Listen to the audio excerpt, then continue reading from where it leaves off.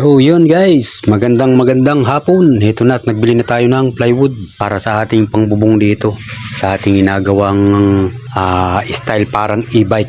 So yan, siguro by next time simulan natin talaga ito ng pang e-bike talaga. So lalagyan natin ito ng makina. So mag-iipon tayo, orderan natin ito ng pyesa na pang e-bike talaga. So dito i-connect natin yan dyan sa kadena na yan.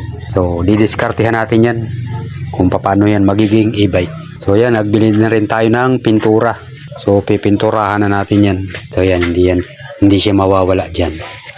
Lagi tayo meron yan.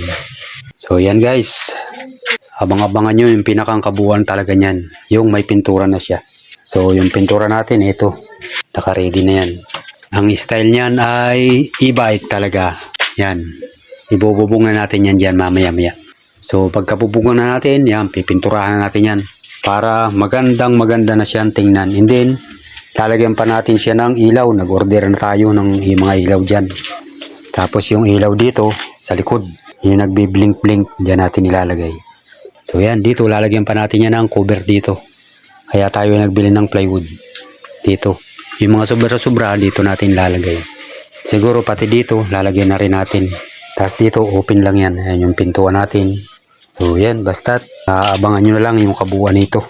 Yan, update ko lang po yan para sa inyo. So yun lang po, magandang hapon.